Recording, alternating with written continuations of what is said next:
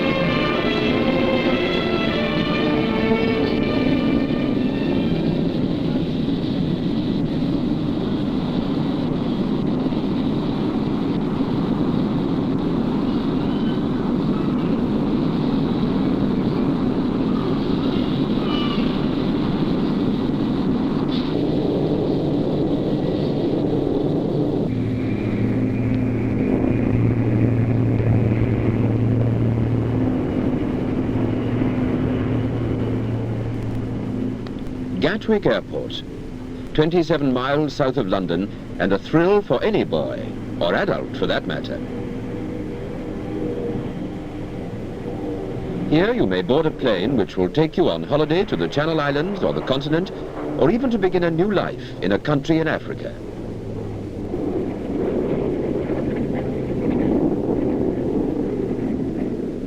For Ruth and David Wallace, today is a big event. Their first trip in a plane and the beginning of a holiday in Guernsey with their parents.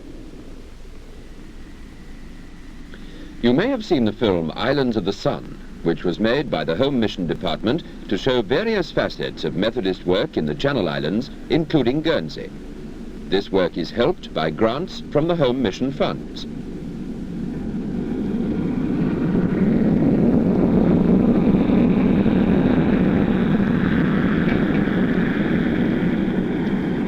As young David travels to one area where the Home Mission Department is at work, he will fly near another such area. Just south of Gatwick is the new town of Crawley, typical of other new towns which are springing up all over the country, not only in the carefulness with which the community is planned, but also in the careful planning and considerable financial help which come from the Home Mission Fund. The department is in on the first plans of a new town church and continues to give help over the years of development. As the Wallace family fly near Crawley, they will look with eyes more eager than most at the layout of this town of some 70,000 people. For soon after their Guernsey holiday, they will be moving from London to live in this new town.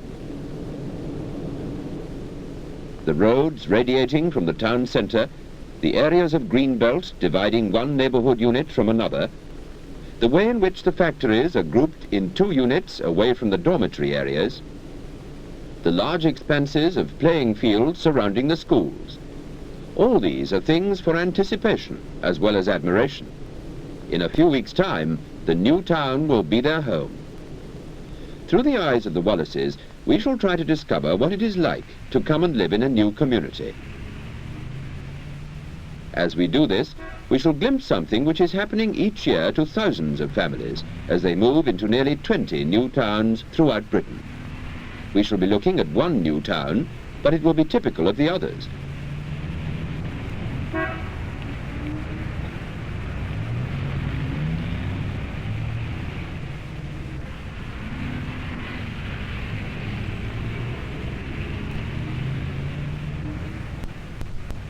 The Wallaces have already had an opportunity of seeing something of their future home, for they visited the town to make arrangements about work, a house, and schools for the children.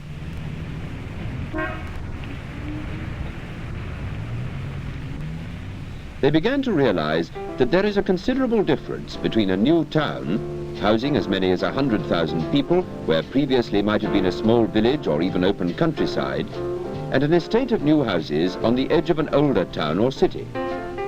People on a new estate will still use the town centre amenities which they have known since childhood.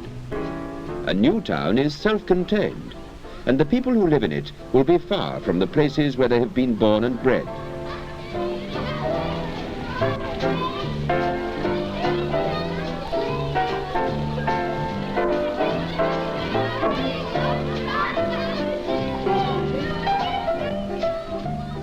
The town centre is an immediate attraction. The shops are a delight to any woman or man.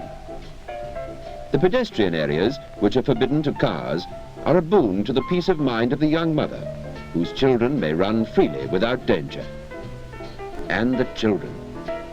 Wherever you go, there they are, in large numbers of all ages. For this is a young community in every sense, full of vitality, with its eyes and hopes on the future.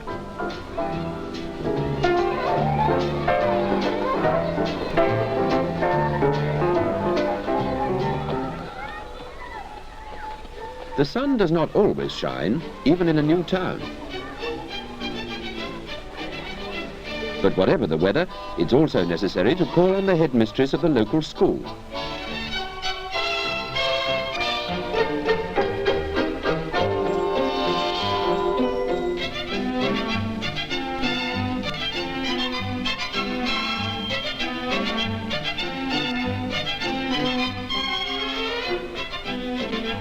Because of the numbers of children, there is a need for large numbers of school places. But the schools are light and bright enough to entice the most unwilling scholar to his lessons.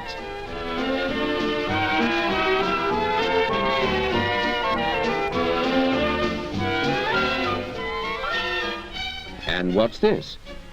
You may have recognized it as a factory. And you will imagine that not only externally but internally, we have traveled a long way from the bad industrial conditions of the past.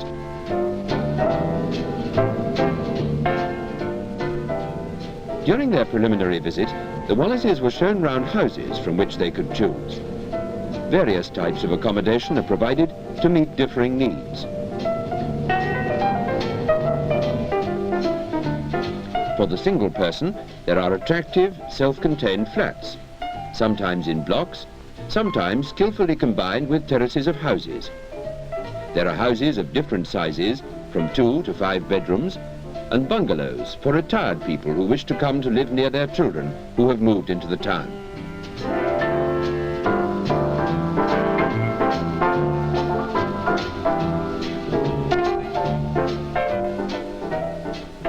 So we rejoin the Wallaces after their Channel Island holiday as they move into their new home.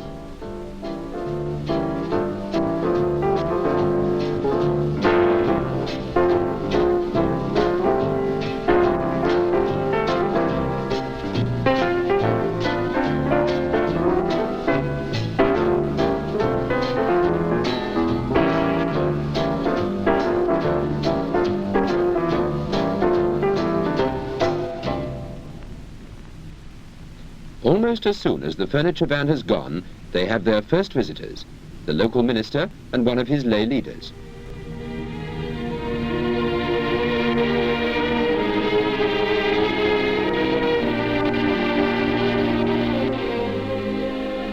The minister doesn't always arrive as promptly as this, but the Wallace family have been commended in good time from their previous church, and this notification has made all the difference to the way in which they can be welcomed.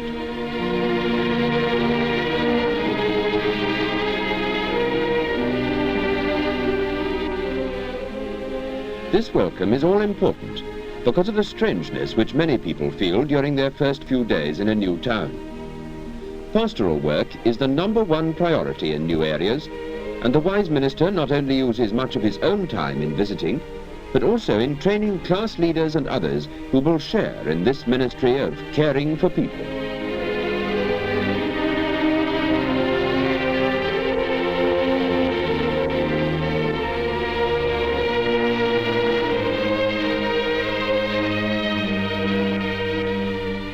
The very fact of being introduced to fellow Christians who live locally is an encouragement to the newcomer. And it may be that, unfortunately, he will sooner or later be in need of pastoral care at a deeper level.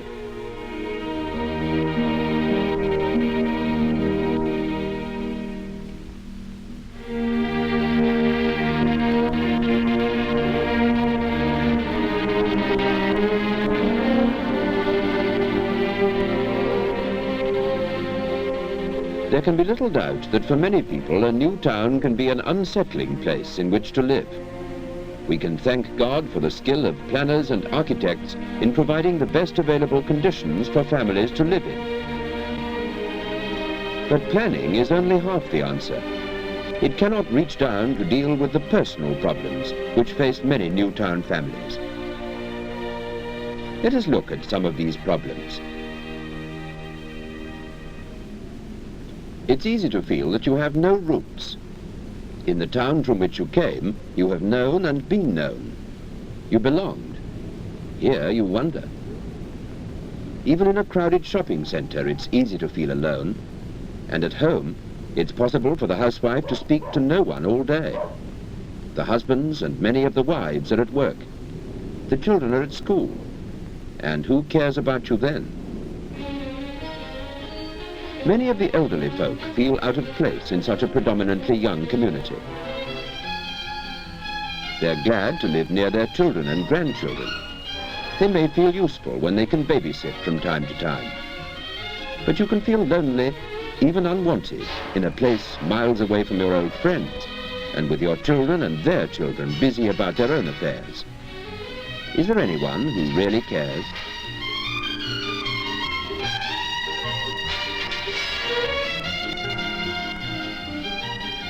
For many families, there is the problem of furnishing their house. You naturally want to furnish your brand new house as well as you can, especially if up till now you've had only furnished rooms to live in. But even with hire purchase, this is a strain on the family budget. And the garden.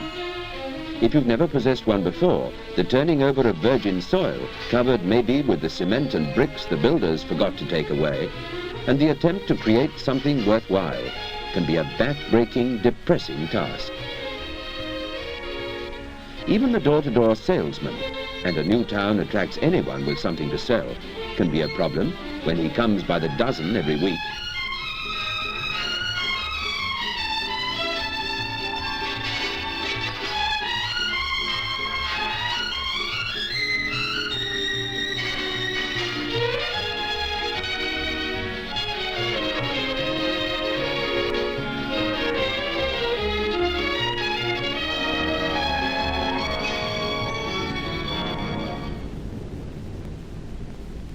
All this leads up to what someone has named the New Town Blues. New communities possess an unenviable rate of mental ill health. One county psychiatrist spoke of numbers of married women crying themselves to sleep because of depression. For the pioneering spirit, life can be adventurous as you take your place in a community busy building for the future. For the less adventurous, life can seem hard. It is just here that the church comes in, with its ministry of caring. There can be few, if any, preconceived ideas of what the church ought to be doing in a new area, except to follow out the all-important principle which Jesus laid down about his own ministry. Here I am among you, like a servant. Part of the way in which we have to offer the good news of Jesus Christ consists of discovering what the real needs of people are. If people are lonely, full of tensions and lacking peace of mind, then through individual pastoral care, help can be offered to them. and many people in such need have been brought into a live Christian fellowship which has banished their loneliness and brought to them the peace of God. An interesting fact is that most Newtown ministers find ready access to nearly every home they visit. Even people with no church connections are frequently willing to reveal their problems to a minister whom they feel to be sympathetic. The Wallaces will lose any sense of loneliness when they join the fellowship of their local house group. Placed strategically round the town, these groups are a development of the old class meeting. They often contain Christians of several different denominations.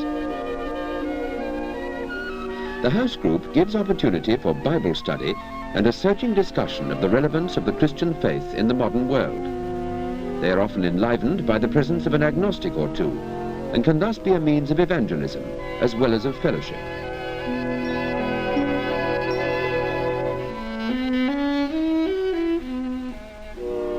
The house group is usually the most effective unit for the offering of practical service. There are always those who are lonely and who would welcome a visit. There are elderly people who need practical help. There are young couples who need a babysitter. The house group which really bothers will soon find out who needs help in its vicinity. Sharing the responsibility between them, they can seize a chance to show Christian love to a neighbor.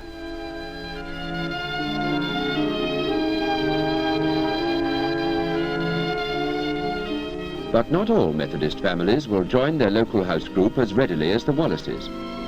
Any Newtown minister will tell you that one of his heartaches is the person whose name has been sent to him by a minister elsewhere, but who just doesn't want to know about the church in the new town.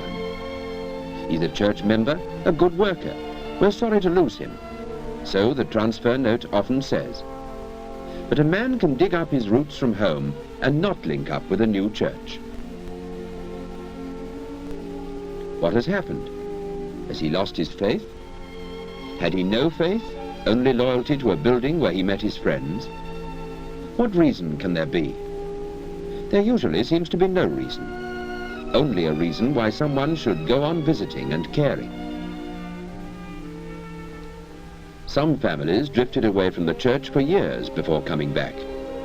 But look into their story, and you will usually find that their return depended on someone's caring for them.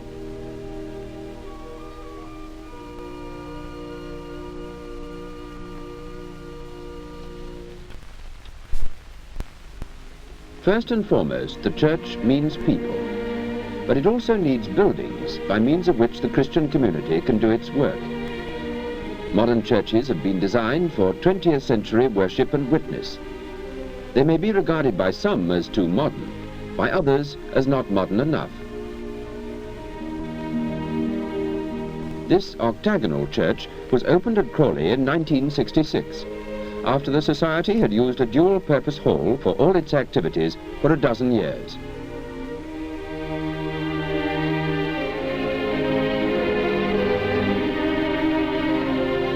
Once again, various Methodist funds and the Joseph Rank Benevolent Trust stepped in to give financial aid. Without such help from outside the new town, the buildings could never be provided.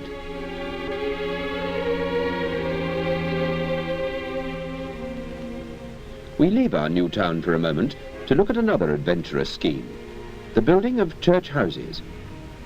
These are found both in new town and estate in several parts of the country, and this one is a typical example. A purpose-built house provides a home for a minister and his family. It also provides a place of meeting for the church community in its early days.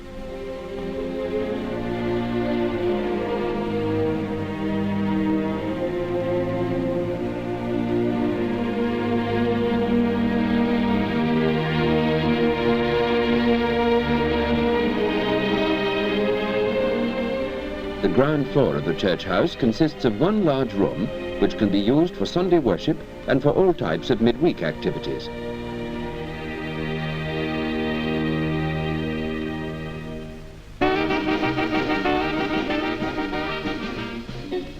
Not least of these may be a boisterous youth club. The church house idea provides valuable premises for use before a permanent church can be built. It also offers an opportunity for the church to enter a new area without committing itself to an extensive suite of buildings, which could be an embarrassment if the response to the venture was small.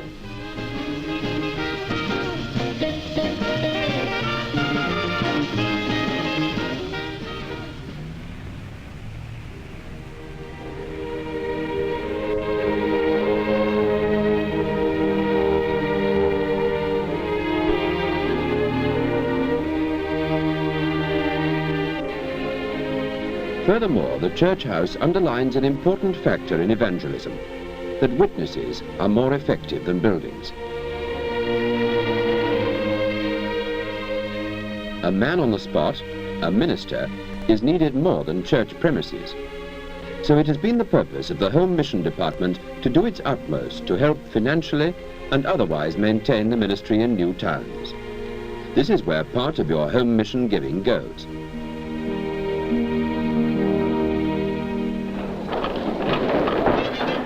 Back to the new town, and this brings us solidly down to earth again.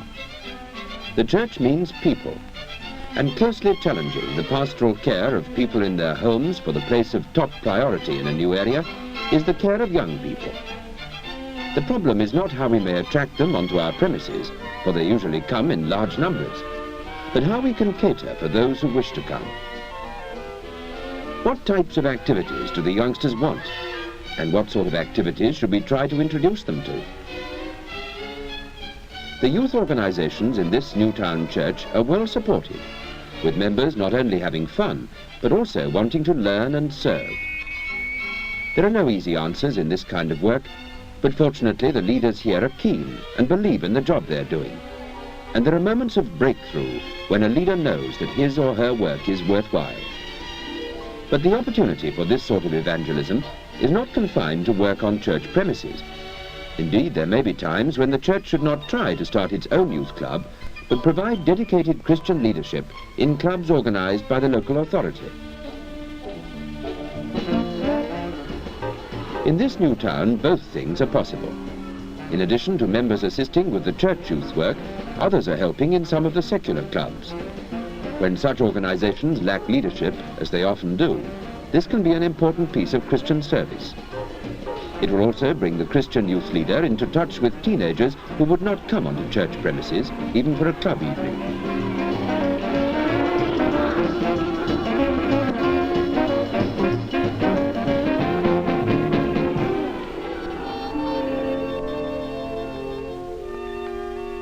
Keenness is to be found amongst Sunday school teachers, as well as youth club leaders.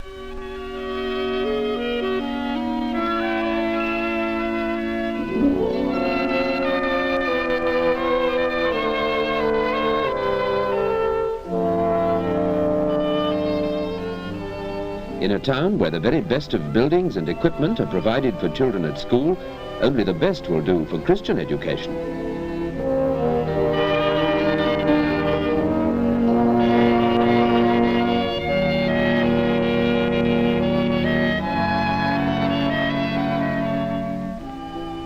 The teachers prepare themselves through regular training classes. They work hard to find the right visual aids and activities. Many attend weekend training conferences. Everything is geared to helping the child to experience something of the church's joy and confidence in belonging to God.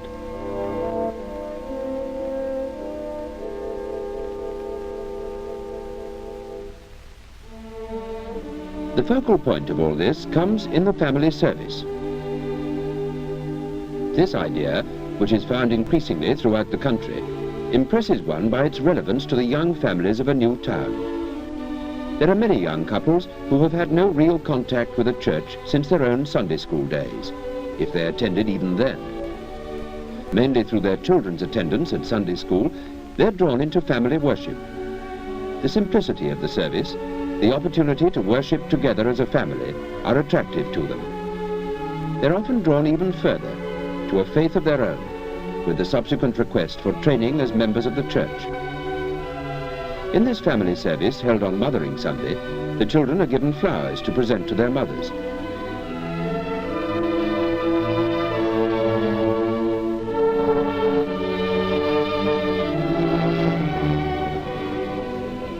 Babies, babies, babies. A town of young marrieds means large numbers of them, and that means baptisms. Let's be quite frank. Many of the babies in new towns are not brought to church for baptism. But many are, and the new town minister will become something of an expert at baptisms, in the art of preparing a family in their home for the great event of this sacrament, and in the gentle technique of performing the baptism itself. Somehow, baptism seems real in a community like this. It speaks to us of God's love in Jesus Christ. It challenges us about the quality of our home life and the example we set as parents. And it involves the whole church, into whose family life the child is welcomed. No wonder those Sunday school teachers could see the importance of their work.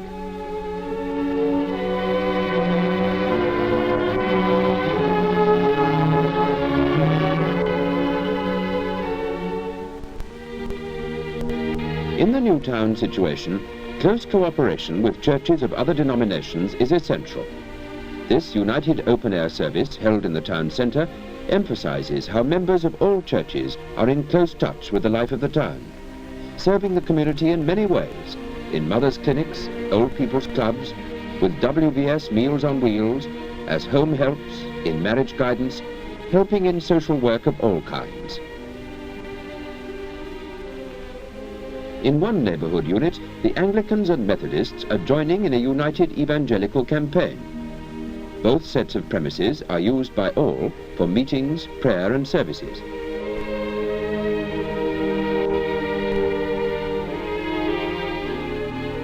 After commissioning and briefing, they go out in pairs, making an intensive visitation of the immediate area.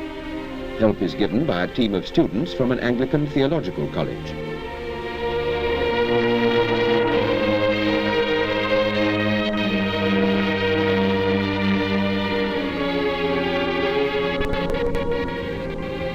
A useful piece of outreach, also on behalf of all the denominations, is the work of the industrial chaplain. Usually he is a minister of a local church, though here, under the British Council of Churches, he is able to devote rather more time to this important job.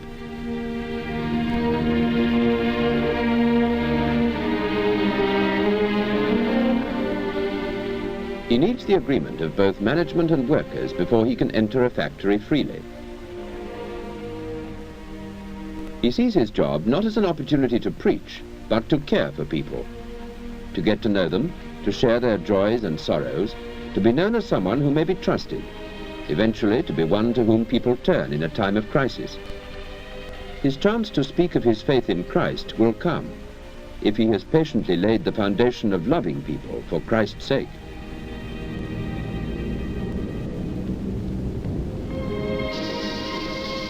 This is one of the most difficult ministries the Church has to undertake today. It can also be one of the most rewarding, not least in the way in which it brings a minister into touch with men and women in industry.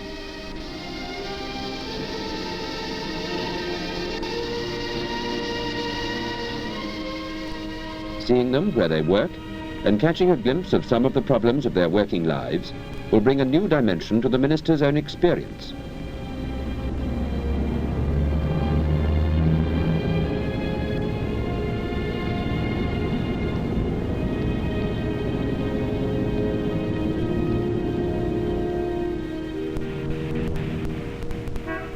One is constantly reminded of Jesus' parable of the sower and the seed. The work of the church is to sow the seed of the good news. Results do not appear as and when we expect, but God has his own way of working. One young Newtown mother tells of her suburban childhood and how she used to attend a junior Sunday school in a Methodist church in South London. She left, no doubt to the extreme disappointment of her teachers, who must have felt that their work was wasted. But years later, in the new town, she found herself sending her own children to a Methodist Sunday school.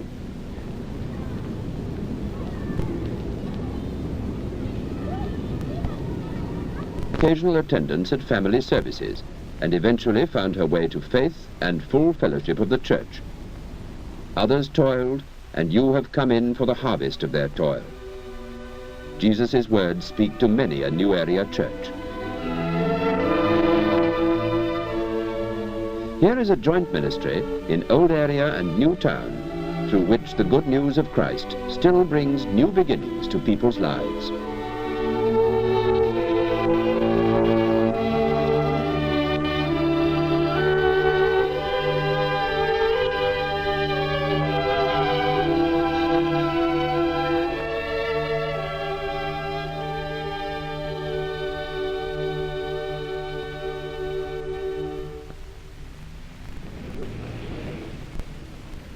In a new and adventurous community, often tense, often brash, rarely dull, the church is bravely making its witness to the living Christ.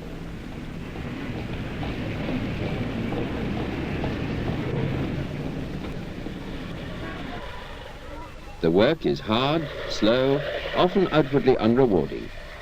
Yet there are many encouraging signs. Signs which suggest that a whole new generation can be profoundly influenced by the gospel if only the church is alive enough and cares enough about the people in whose midst it has been placed by God. A family may make a new beginning for itself in a new town, but that does not make it a new family. Many families take their old problems with them when they move house, and many new ones appear. It is at this point that the church must make its contribution to their lives.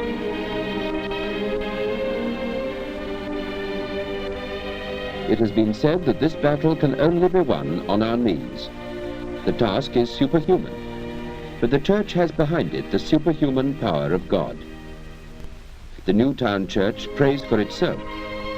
It needs your interest, your prayers, your gifts to make its work fully effective. The help given by the Home Mission Department is dependent on people like you. You have your own part in the team which seeks to win the new communities of Britain for Christ. The Wallaces, and thousands like them, make a new beginning in a new town. How vigorously are we willing to present the gospel to them?